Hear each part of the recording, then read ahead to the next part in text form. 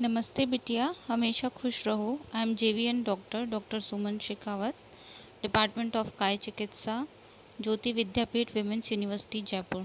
Today we will discuss on examination of respiratory system. Manual Part 1. Disease of the respiratory system account for up to a third of death.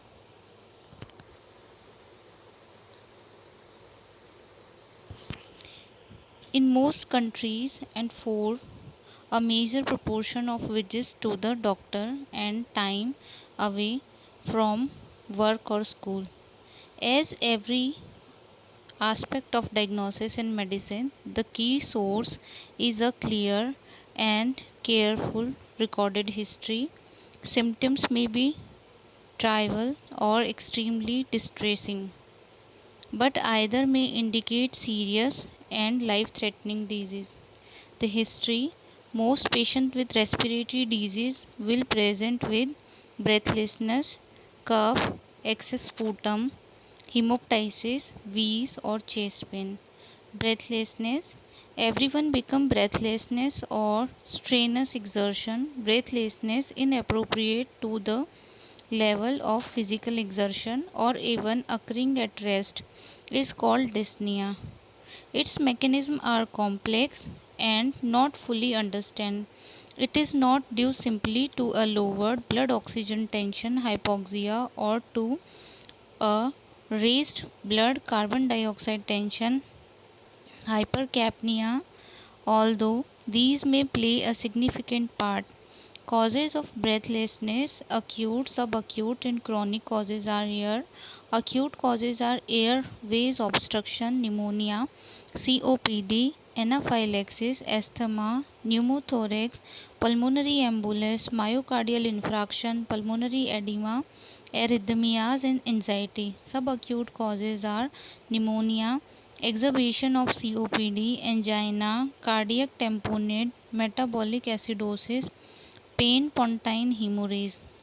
Chronic causes are here: COPD, pleural effusion, malignancy, chronic pulmonary emboli, restrictive lung disorder including interstitial lung disease, congestive cardiac failure, valvular dysfunction, and cardiomyopathy, diastolic dysfunction, pulmonary hypertension, anemia, and neuromuscular disorders.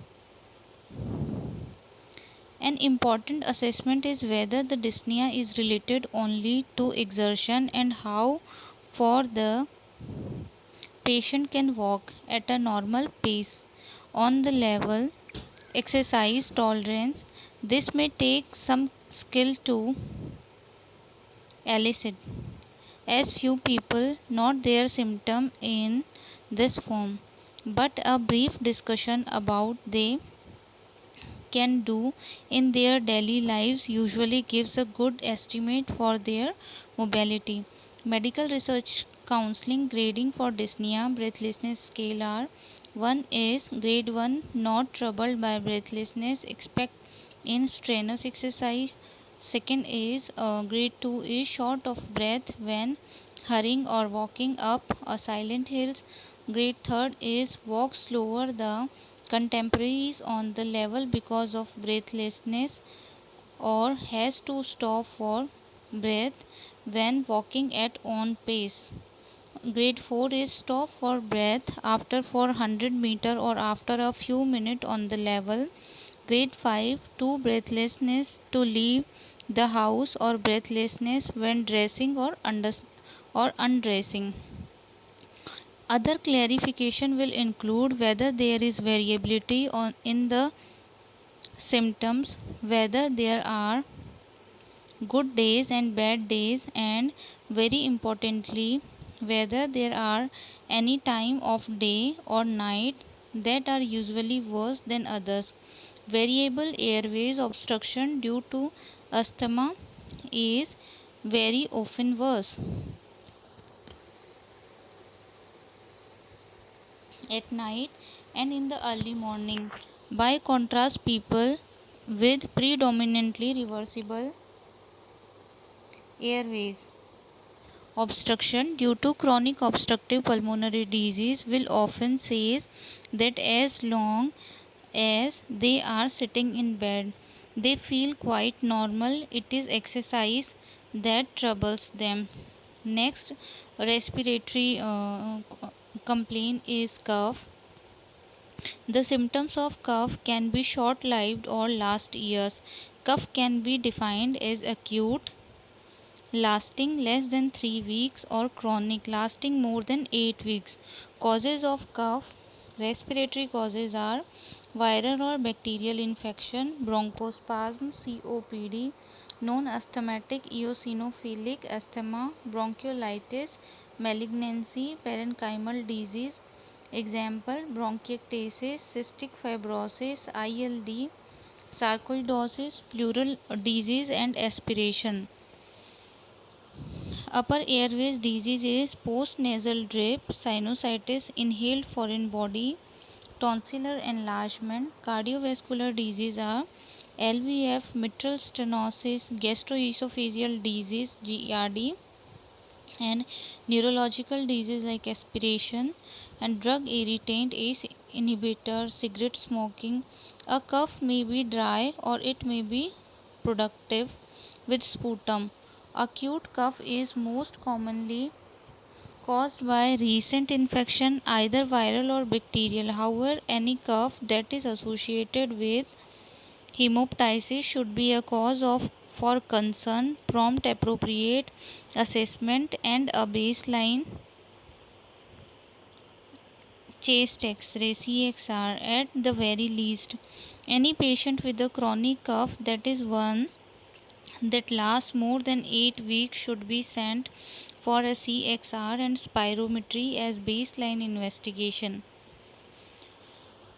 5 most common causes of chronic cough with a normal CXR is post-viral upper respiratory tract infection, smoking, asthma including cough and variant asthma, and non-asthmatic eosinophilic asthma, post-nasal drip, hay fever, and gastroesophageal reflux disease.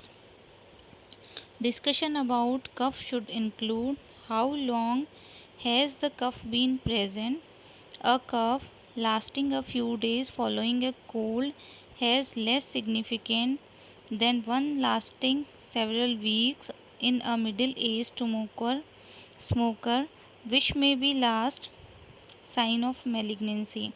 In the cough worse at any time of day or night, is the cough worse at any time of day or night? A dry cough at night may be an early symptoms of asthma, as may a cough that comes in spasm lasting several minutes. Is the cough aggravated by anything, for example allergic triggers such as dust, animal or pollens, or non-specific triggers such as exercise or cold air? The increased reactivity of the airways seen in asthma and in some normal people for several weeks after viral respiratory infection may present in this way. Severe coughing, whatever it causes, may be followed by vomiting.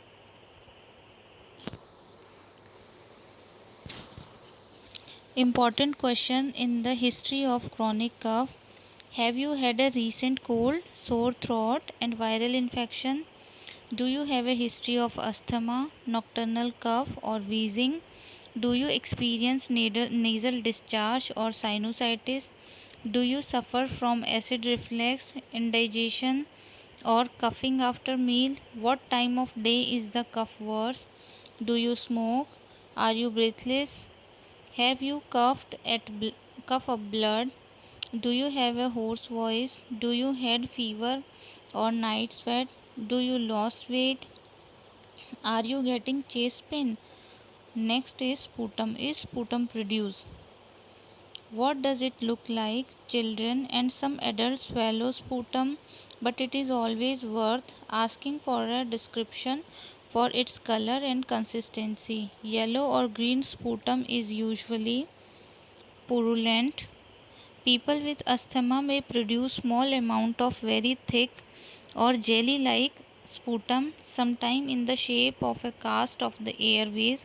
Eosinophils may accumulate in the sputum in asthma, causing a purulent appearance even when no infection is present. How much is produced?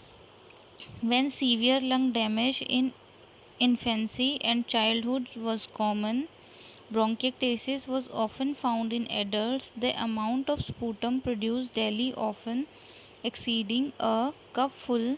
Bronchiectasis is now rare, and chronic bronchitis causes the production of smaller amount of sputum, which is not a cause of acute dyspnea. And which disease produce copious cough?